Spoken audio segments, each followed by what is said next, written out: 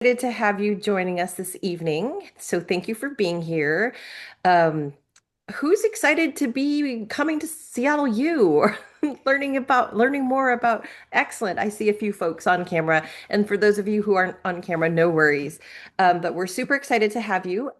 We have a special evening this planned for you. We've got our special guests from Student Financial Services, Yen No and Natalie Popowitz and Matthew Christian, who are all here to talk to you a little bit about, or a lot about, funding your education and all of the nuances that go along with it. I'd also like to introduce to you my colleague, Troy Stirk, who's part of our admissions team.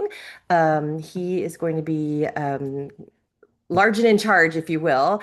My name's Jana He. I'm the new director of admissions and recruitment. I started maybe 2 months ago, so I'm very new. I'm feeling very much like you all might be, anticipating, excited, terrified maybe, but super excited to be part of the Seattle U community. And my hope for you is tonight you'll learn some good information about our student financial opportunities and services, and be prepared to start your programs, whether it's spring, summer, fall, whatever. So, with that, I think I'm going to turn it over to Yen, and she's going to go ahead and share her screen and start the program.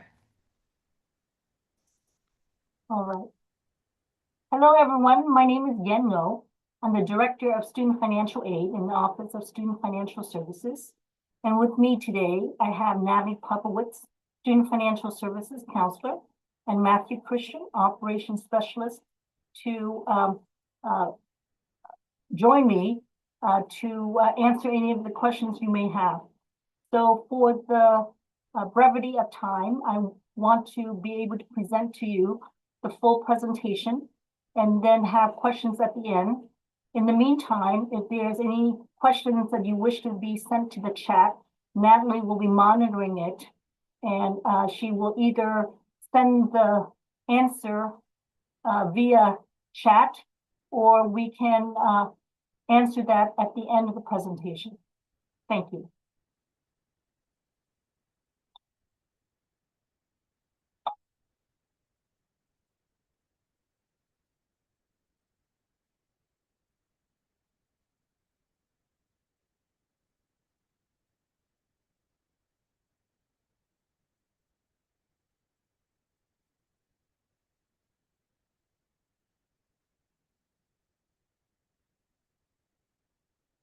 All right. Are you seeing Seattle University preparing for the cost of graduate education? Great, Yeah. thank you. All right. So today our agenda will be how to calculate the cost, completing the FAFSA, financial aid and scholarships, tuition and payment information, and how to maintain your eligibility for financial aid. So the cost of attending a Seattle University has two components: direct costs, which is what's going to be appearing on your bill, and indirect costs, such as personal transportation and books that will not be paid directly to Seattle University, but are expenses that you do need to consider as part of your planning for how much it will cost to attend Seattle University. So the cost of attendance, we have a QR code there. I don't know if you can scan it, but we may make this slide available to you afterward. Is that possible, Troy? Yeah, it might be possible. We're also recording this, so Oh, hope okay. to send out a recording. Yeah. And so the cost of attendance that I'm going to be presenting to you will be for this current year, 2025-26. The 26-27 cost of attendance information will be available by April 2026. But they, as you know, things will go up and there'll be an increase, but it should be very close to what I'm showing to you now. So here we have an example of direct cost for 2025-26. We're using 3/4. We're using 9 credits per quarter in terms of the tuition. So this comes out to an average of $878 per credit. Our programs ranges, there's a range, and we have some programs such as programs in the Albert School of Business that are much higher than 878, and it would be on the graduate cost by program. But here's an estimate for you. So we have the tuition for the year, that's 3/4, fall, winter, and spring, at $23,000. We have mandatory fees of wellness, technology. Matriculation fee is a one-time fee. Activity fee is every single quarter. And for most of our graduate students who do take out loans, there are loan fees. So therefore, we estimate this into the cost of attendance. So it's going to be about $25,000 for I would say, I don't want to say average, they're like a standard full-time graduate student. This is what we have as just direct cost, what's going to be on the bill. Indirect costs, as I mentioned, books, transportation, and personal will not be on the bill that you receive. So what types of financial aid are available to graduate students? We have scholarships. So scholarships are merit or financial need-based awards that do not need to be repaid. And they can be available from either university or external organization and does not require repayment. For most of the programs at Seattle University, maybe with the exclusion of some online programs, students are considered for a graduate scholarship. Then we have loans, educational loans, federal direct and subsidized staff loan, private educational loans, and we will go over these different loan types in a minute. And others such as veteran benefits, if you are eligible for veteran educational benefits. You're employed by a company that has tuition benefit assistance. We have payment plans, and then we do have some on-campus employment opportunities.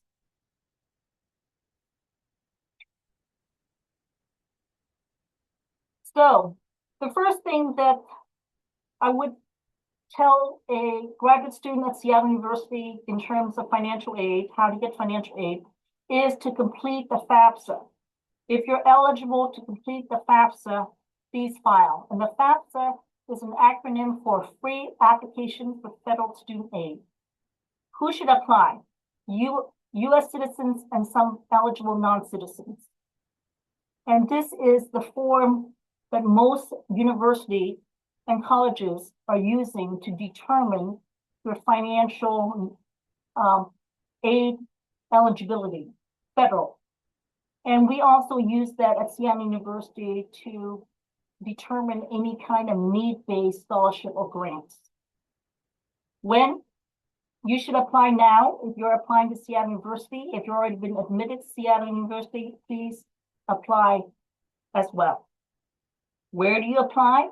On studentaid.gov. So the FAFSA will determine whether you're eligible for federal student loans.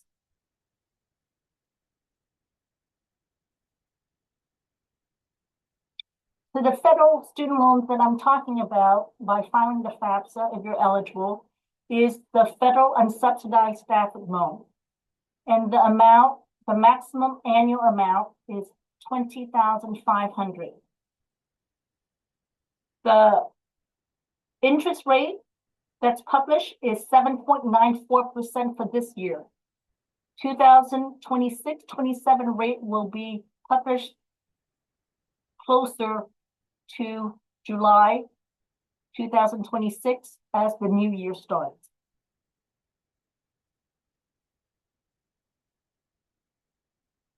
So if you choose to accept the federal unsubsidized Stafford loan, you will require to complete a loan entrance counseling and sign a master promissory note at studentaid.gov. So what's going to happen in the financial aid process is that you apply to Seattle University, you get admitted, you file the FAFSA. When Seattle University receives your FAFSA, we will put together a financial aid offer that mainly going to be comprised of the unsubsidized Stafford loan if you are an eligible FAFSA filer, to show the unsubsidized Stafford loan up to the $20,500 for the year.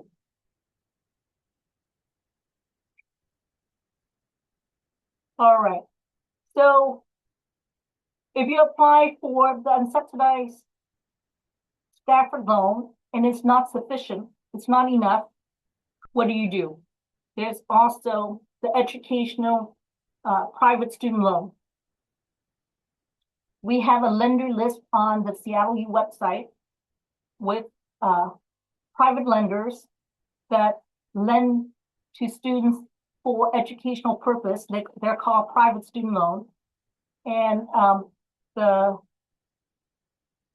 interest rate will be dependent upon your credit, and a credit check will be run, as opposed to the unsubsidized Stafford loan from the FAFSA.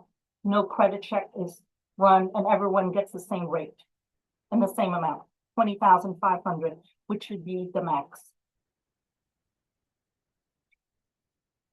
All right. So here we go. When are tuition due? It's due every 3 months. Summer, June 20th, fall, September 20th, winter, December 20th, and spring, March 20th. It's the same time every single year. So once a term starts, we send out the bill about a month before the tuition due date. The financial aid, if you have the loan and or any kind of scholarship, will be applied to your account about 10 days before the start of the quarter. If you have financial aid that exceeds your tuition, you will have a credit on your account, and that will be issued to you as a refund. And we do also have payment plans. We have an annual payment plan where you sign up for the full year, fall, winter, and spring, and you make monthly payments. Or we can have just a 1 quarter option because you would only need it for 1 quarter. Okay.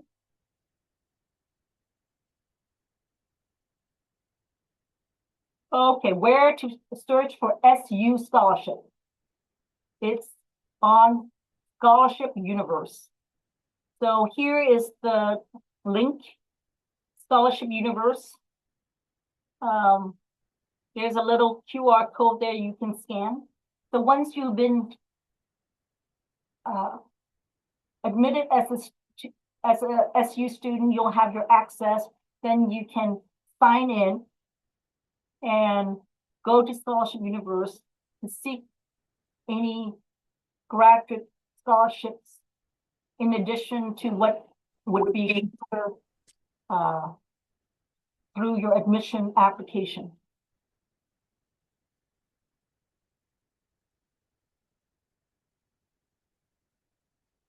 All right. How do you maintain your eligibility for your financial aid, including both loans and scholarships? You need to be full-time. So you need to also maintain satisfactory academic progress, another word for making the grades. You sign up for classes, you complete them with the minimum GPA that's required for graduate students, which is a 3.0. If you are part-time, which is less than 6 credits, your financial aid, including both loans and scholarship, will be prorated. So everything I've been mentioning up to now is assuming full-time enrollment.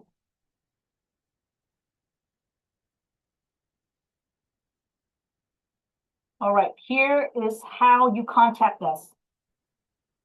We are Student Financial Services, the office that collects the tuition, along with being the office that award and disperse financial aid. We can be contacted by phone, email, our website, and in person.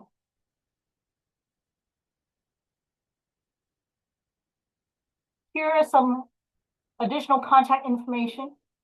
We have a VA email if you have veteran educational benefits and you want to utilize and or have questions about.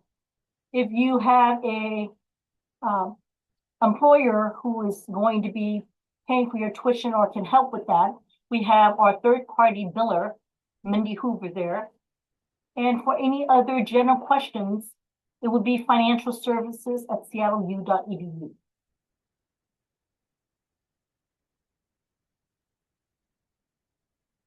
Okay, I hope there's no questions. How's everyone doing? All right, we've accrued a couple of questions in the chat, Yen, that we'll start with, but if there are more, go ahead and throw them in there and we'll go ahead and try to get to them. Right. I do want to have somebody from graduate admissions speak briefly to your graduate scholarship awarding. There's a couple questions about when those would be awarded to students and programs specific. So Troy, if you want to speak to that briefly for us. Yeah, sure. In general, if you are admitted to a program and awarded a scholarship by the department, it would be noted on your admission notification what the amount is and how it will be distributed and prorated based on the quarter that you're admitted for. It's really that varies pretty much widely depending on the program that you're admitted to. So it's best to reach out to, if you have specific questions about your program scholarships, to reach out to your counselor for that program. Um, and then depending on your college, they might have separate scholarship opportunities outside of, the initial scholarship that you could look into as well. And a lot of that would be on the scholarship universe as well. Different college scholarships that might be available to you depending on your program. But for the initial department awarded scholarship, if you received one, it would be noted on your admission notification. So I hope that helps. And can you touch on if the FAFSA is required to receive those? Those are merit-based, correct? Yeah, the FAFSA is not required because we do offer those to international students as well who are not eligible to fill out a FAFSA. So, Great. Thank you, Troy. Um, Yen, can you let us know the timeline for admitted students and students still waiting on their admissions decision, when they can expect financial aid offers from our office? Oh, very. Jordan just mentioned this. Now I can't remember. Yeah. Why don't I peruse my email while you? I will check my email while you cover the next question. Okay. I think it is in the spring, so we haven't released offers yet for admitted students starting in the 26-27 academic year yet at all. So if you haven't gotten your financial aid offer yet, you are not behind. Let me see. So next question, there were a couple questions when we were talking about cost of attendance. On the switch to semesters. So if you aren't aware, Seattle University is currently on a quarter system, and we will be switching to semesters for the 27-28 academic year. Basically, we would expect the costs to be similar annually, just split between two quarters or two terms, excuse me, with fall and a spring semester, rather than split over three terms with a fall, winter, spring term pattern. All right. I do have the answer on graduate financial aid. Go for it. So it will be by the last week of March. Thank you. Yes. We are awaiting cost information to be published for 2026-27. So that's why there is going to be a slight delay until March, even though you may have been admitted in January for the financial aid offer to be sent. Thank you for your patience. Okay. Yeah, and I see a couple of questions in the chat about appeals for graduate students. If your FAFSA information is not reflective of your current financial situation, what do we recommend students do in that situation? I think that the student, if you are eligible to file the FAFSA and it's not reflective of your current situation, please still contact our office to speak to a counselor about your unique situation, because we don't want to rule out any possibilities. But with the federal financial aid being the federal unsubsidized Stafford loan, which is a no-need award, it will unlikely change your eligibility for any federal aid. But it may have some bearing on Seattle U need-based financial aid. We have some endowed scholarship that we would only consider students with financial need. So if your FAFSA information shows that you don't have any need, but in reality you do, we may be able to take that into account and change your FAFSA elements so that you can show as being more needy to be eligible for those scholarships internally. But on the federal side, it won't make any change on your federal student loan eligibility. It will still be the federal unsubsidized Stafford loan at $20,500 a year at the maximum. Okay, thank you. Let's see.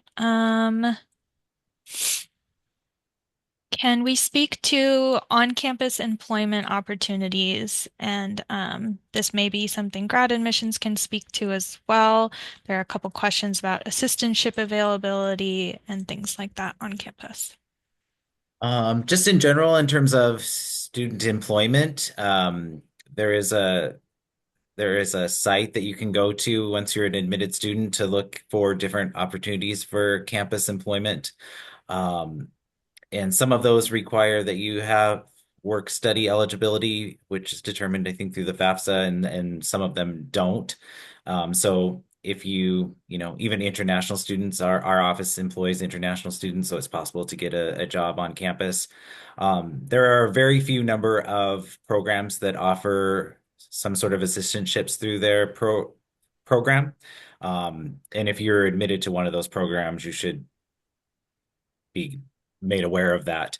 But it's in general, we don't use, because we are a smaller private, teaching university, we don't have teaching assistants, teaching courses and things like that. So, and we don't offer full funding. So just be aware of that. But if you're in a few select programs that do have some assistantship opportunities, you'll be made aware of that through the process. Great, thank you, Troy. Yen, we have a lot of international student applicants in the chat. Can you speak to what the options are for international student funding? Yeah, thank you. Thank you. So for international students, through your application for a graduate program, as I mentioned before, you will be considered for most programs, maybe with the exception of some online programs, for a graduate scholarship through your application to Seattle University. And then because you are not eligible to file the FAFSA, you're not eligible for the federal unsubsidized staffing loan of $20,500 a year, but you do have the option of applying for a private student loan. And on the Seattle U website, under our private student loan lender list, there are lenders that have programs for international students. So, and then of course, the standard payment plans that we have for our to make monthly payments is available to all our students. So the main difference is that for students who are eligible to file the FAFSA and eligible for the federal student loan, they may have that loan first, and then the international student will also have the loan option, but it will need to be going through the private student loan lenders.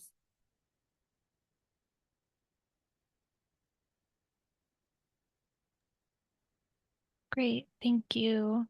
I also see a couple of questions about students who have previously borrowed loans in their undergraduate studies. What happens to their loans that are currently in repayment or going to go into repayment when they enroll in a graduate program? I So can go. Oh, go ahead, Yan. um, um, I'm going to turn this over to my loan expert, Matthew. Thanks, Yan. My name's Matthew Christian. I'm in operations. I work with loans. So generally, what happens is when you graduate or leave school, you're given a 6 month 6 months before your payments kick in on your student loans. So if there is less than a 6 month gap between when you finish your, we'll just say bachelor's degree and when you start your graduate degree. So like if you're graduating in May, June, and you're starting with us in September, then your loans wouldn't go into repayment because you hadn't been out of school for more than 6 months. If it has been more than 6 months and you're currently making payments on your loans or you're in some sort of forbearance or something, um, as long as you're enrolled at least half time, and we define half time as 3 credits for graduate students, then your loans will go into what's called in-school deferment. That process does happen automatically, but it may not happen by the first day of classes. So what happens is we report your enrollment, your loan servicer picks that up, and then they will put your loans in deferment, in school deferment. So if you have questions about that, you can certainly reach out to our office. But that's kind of how the repayments go in there. Great, thank you, Matt. Can you also speak, Matt, to the recent legislative changes based on Graduate Plus loans and the caps, or not the caps, but the distinction with especially our nursing program? We have several nursing students in the chat asking about that and where Seattle U is at currently in supporting those students. Yeah, so I can talk about some of the legislative changes. So you've probably heard through the media and some different things that with the One Big Beautiful Bill Act that was signed last summer, there were significant changes to federal student financial aid. One of those changes was the discontinuation for the Graduate Plus program. So the Graduate Plus loan currently is a loan that is credit-based that graduate students could borrow above the $20,500 unsubsidized loan. That loan is being discontinued for new students beginning with the 26-27 year. So since you're starting a new academic program for the 2026-2027 academic year, you would not be eligible for the Graduate Plus loan going into the new program.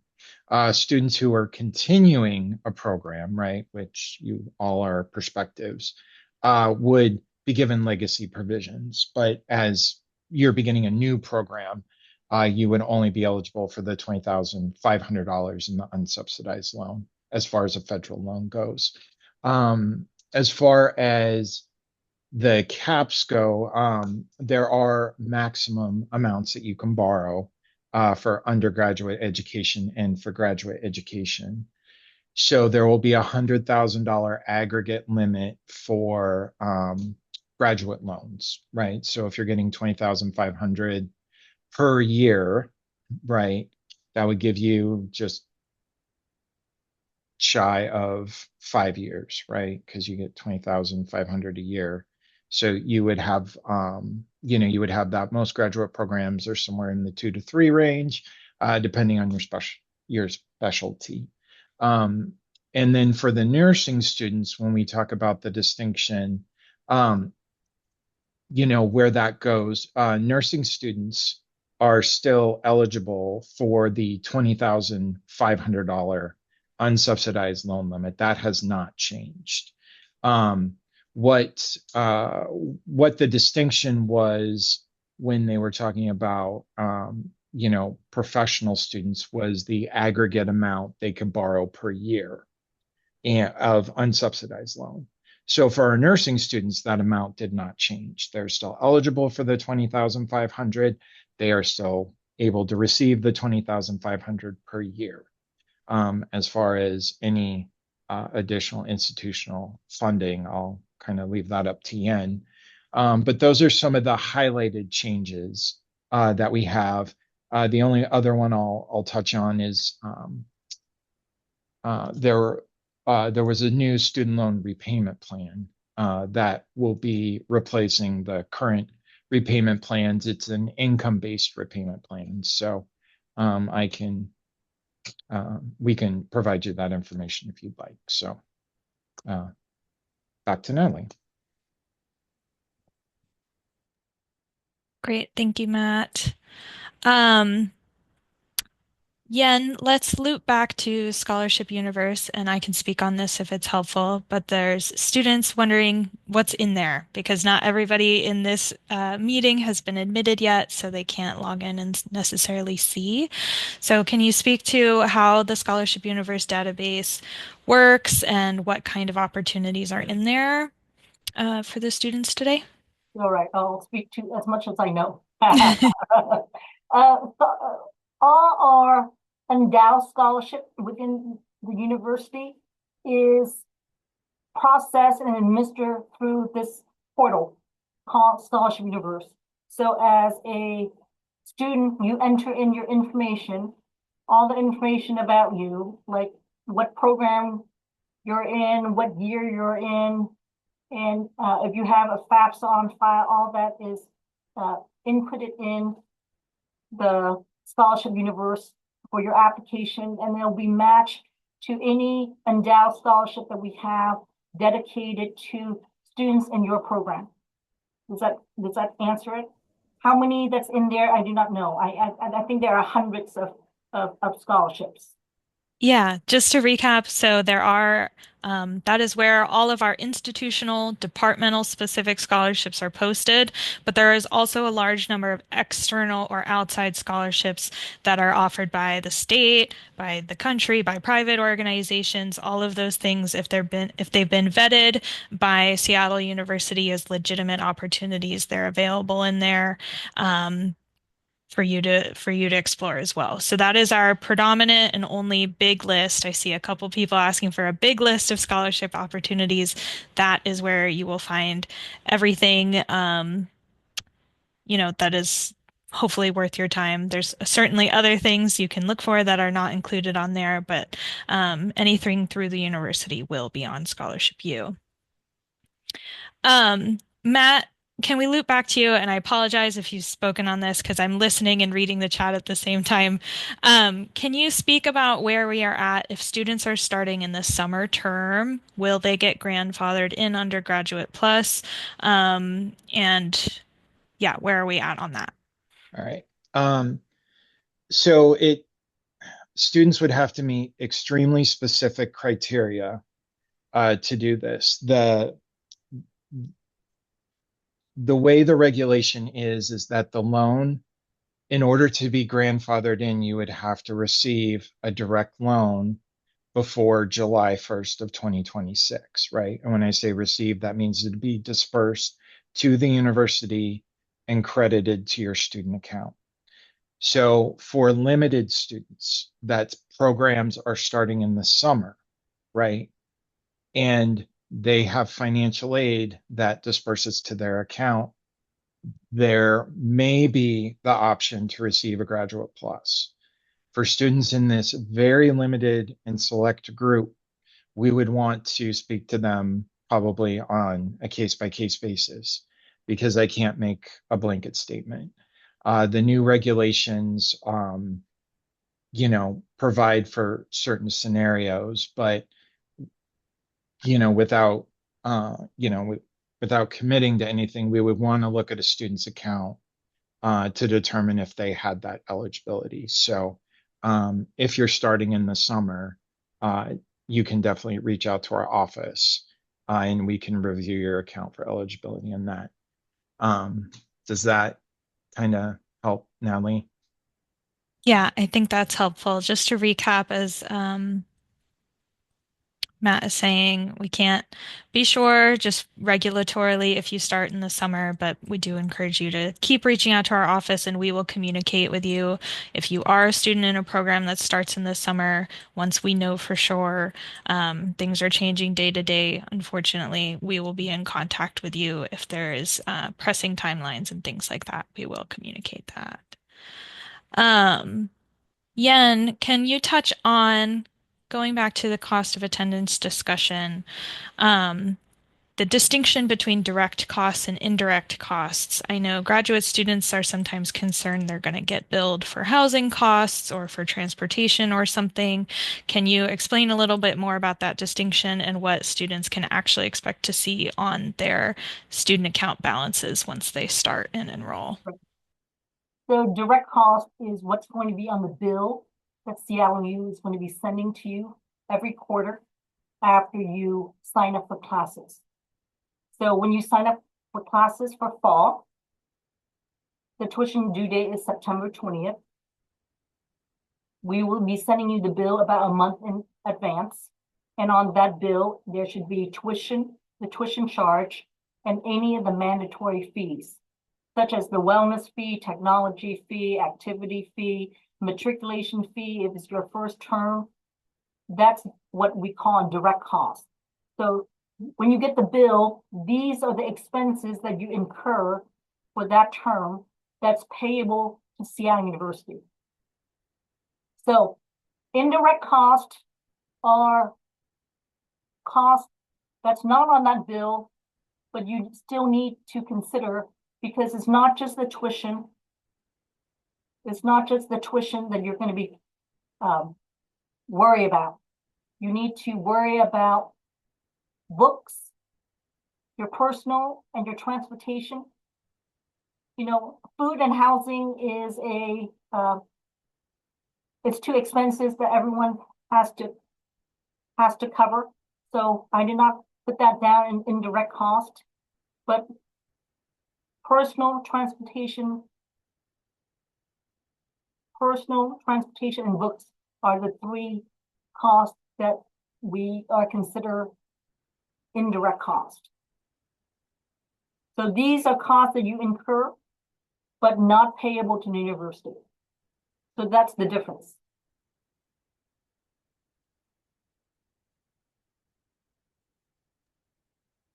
Great. Thank you. You mentioned the wellness fee. Can you talk a little bit about what that includes and maybe the technology fee as well? Just detail what some of those mandatory fees cover, unless you did, and I'm reading the chat. All right. I have to,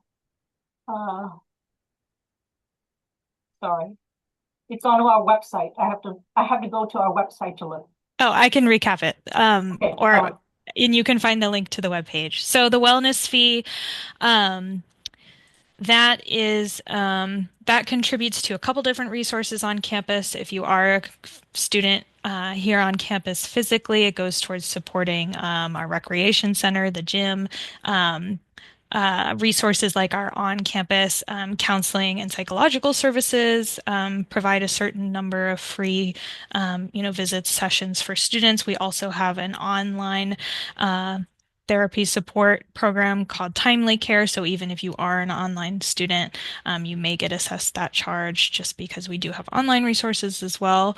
The technology fee, students also wonder if they need to pay that, particularly if they are online. And the technology fee furnishes, of course, on-campus resources like Wi-Fi, but predominantly things like, I believe we use Canvas to support our online programs, to support our, admissions systems, all of the systems you're using online to apply, to register, to take your classes, all of those things require a fee to those third-party vendors.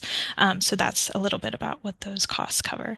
And as I've been saying this, we've had a couple more questions. So let me catch up on that. Um, Yen, would you like to speak to just a little bit more about kind of when students apply for the loans? Where does the money go? Does that go to us? Does it go to the students? How do they get refunds? That sort Okay. of process, please. So I'll speak to that. I'm trying to find the page online, I'll find it. all the I'll things look. you guys I'll look. explained. Thank you. Whether you, the student, accepts the federal unsubsidized staffing loan or you apply for a private student loan, they're both educational loans and they have to be applied against your student account first.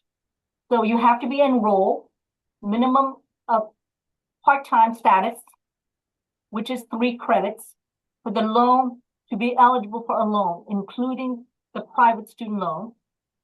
And that will be applied against what you owe, the direct cost, which is the tuition and any mandatory fees. And then if there is anything extra, that credit, we call a credit on your account, then we will issue that to you as a refund. And we normally recommend that students set up direct deposit so we can send the refund electronically. But if you don't, then we will be sending you a refund through a paper check and mail it to your current mailing address as appears on your records.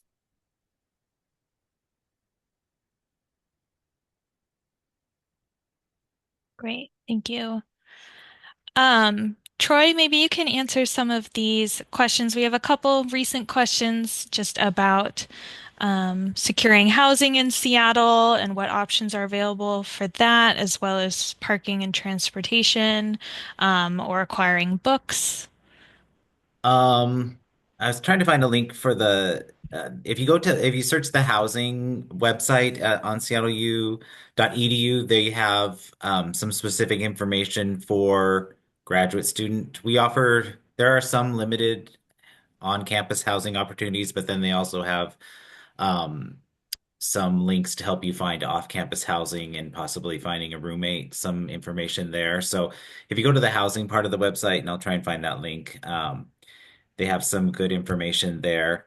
In terms of the bookstore, I know they have different programs for getting used books. I don't know if they have anything for sharing with current students or getting them from current students, but they do have some programs for renting books and such, so you don't have to, purchase it forever.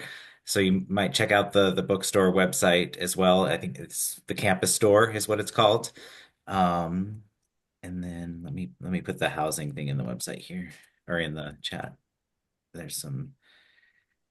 And then in terms of parking, you do have to, if you want to commute to campus and park on campus, then you would have to purchase what they call a commuter pass through our uh, parking services public safety office.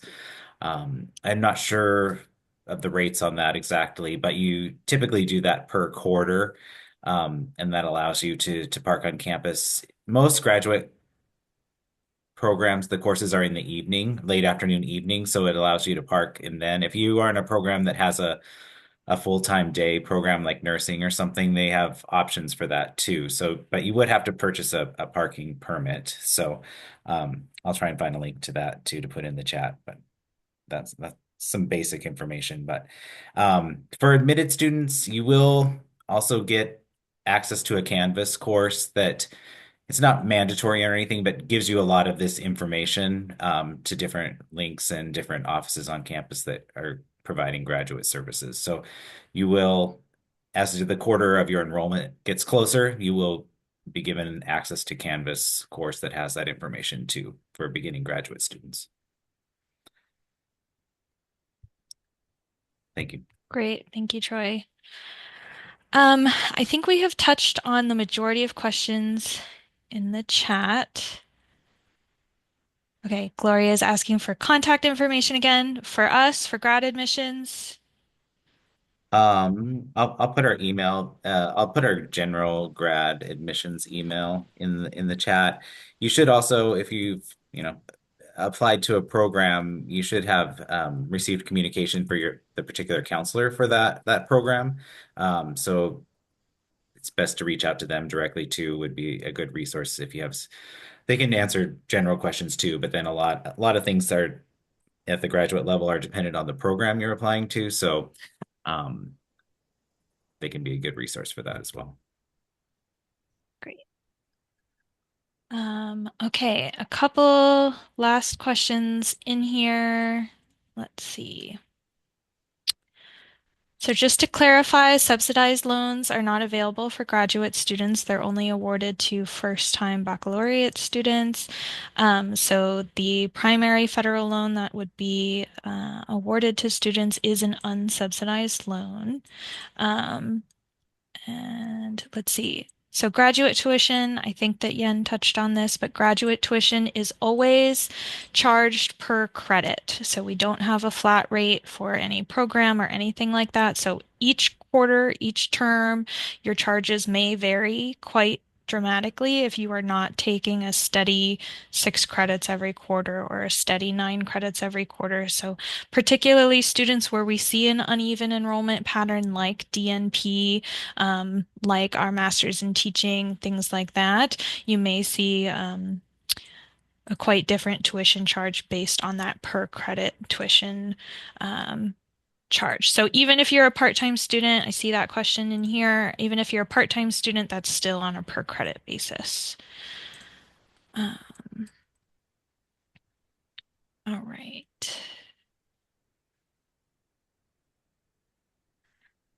There's a question about when is the best time to apply for financial aid for summer quarter?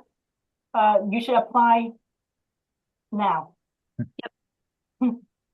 And we do accept FAFSAs all the way through the end of the academic year, so there's not really a deadline per se, but we would encourage you to file it as soon as possible. It's free. There's no consequence to sending your FAFSA to Seattle U, even if you don't get accepted into the program you're looking at. There's no reason not to file now. Let's see. There are a couple more questions, but they are fairly specific, and we really recommend that you reach out to our office regarding your specific personal situation.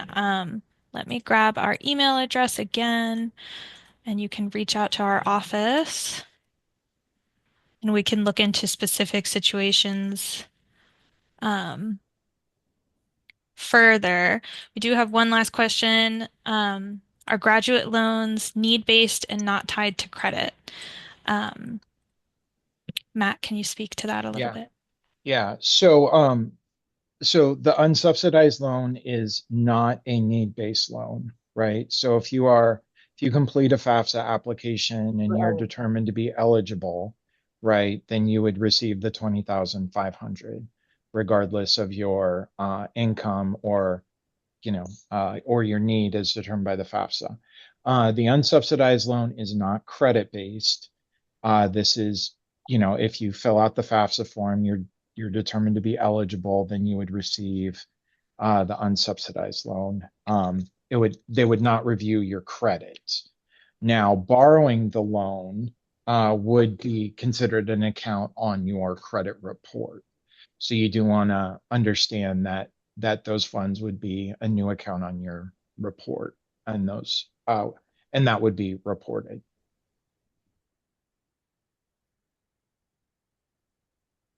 All right. And then can you speak a little bit about the loan origination fee and what that looks like? Yeah, so on federal loans, there is a loan origination fee for the unsubsidized loan this year. The fee was 1.057%. So what that means is you're eligible for a unsubsidized loan of 20,500.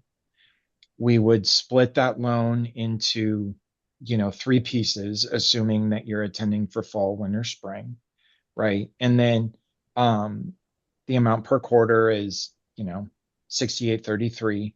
So the amount that would pay into your account would be the 6833 less the 1.057% origination fee, right? So that's what the department charges off the top before it's credited to your account. But you would still be borrowing the full amount. Great, thank you. And then we've had having a couple questions about private loans. Matt, can you just summarize for us what students can expect when they're kind of diving into that private loan search origin initially? How important is credit score, having a cosigner, things like that? Yeah.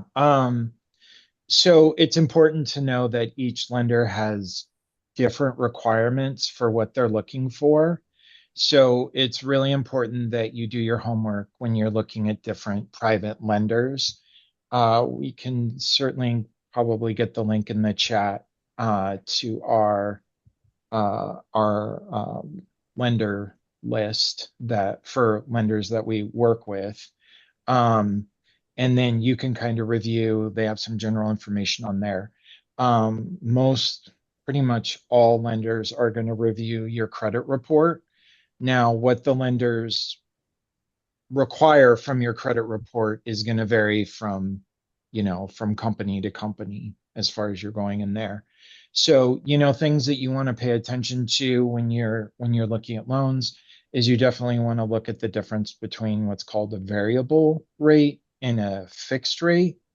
Variable rates can adjust during the life of the loan, so the interest rate can go up and down. Fixed interest rate means that they quote you a rate, and that's the rate that you're going to pay on the loan. Another question you want to ask is if there's a prepayment penalty, right? So if you want to pay off your loans early or you want to pay extra more than your minimum monthly payment to save money on interest down the road, you definitely want to make sure that there's no prepayment penalty. Um, what were some of these other questions? Um, different things that you just want to look at,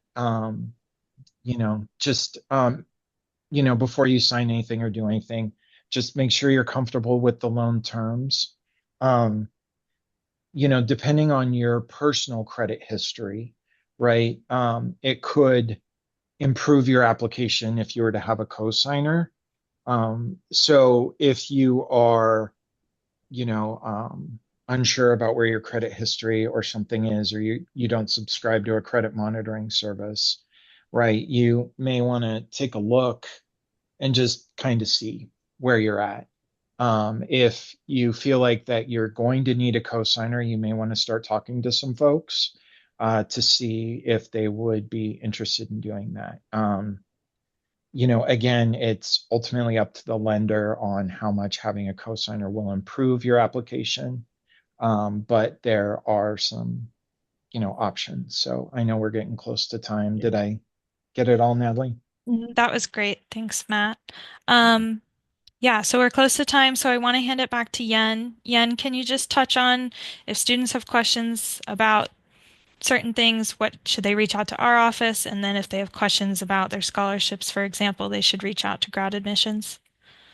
Okay, so our office handles need-based aid, which is what you can apply through the FAFSA. So any questions on about that, or after you receive your financial aid offer letter, contact our office. The best way is probably through email, financialservices@seattleu.edu, or you can call us as well. What is our phone number? Can you put that in there? Thank you. Um, the if you are to receive a graduate scholarship through the admission process, that's determined through the review of holistically of your application by the admissions office and the department, and Student Financial Services will not be able to speak to that, adjust that, increase that. So if you have any questions about the merit scholarship, the graduate scholarship, then you should be referring that to graduate admissions. Mhm. Yeah. I So mean, yeah. So if you have questions about, if you have been admitted and whether you were awarded a scholarship or a question about that, um, reach out to our office at grad-admissions@seattleu.edu, or even better, your specific counselor for the program you're applying to, who you've probably been in communication with somewhat. Um, but yeah, so feel free to reach out to our office directly too, and we can put you in touch with the right person, if you're not sure. all right. All right. There's a question here that I think I can answer quickly. Um, the terms of if you were to be offered a graduate scholarship, the amount and the terms, like how long you would be receiving that, will be stated on the letter. Yes. Yeah. Some programs, it's only like a 1 year and it's prorated by the quarter that you're admitted to. Some of them are longer. Um, than the first year. So it would be noted on your admission notification, but you can contact our office if you have a question about that. And I'll just wrap up by saying we hope to make a recording of this available to everyone who registered for the event. It's probably going to take us a little bit to get that together and sent out, but be on the lookout for that. And thank you for attending. Thank you. Thank you, everyone. Hope to see you.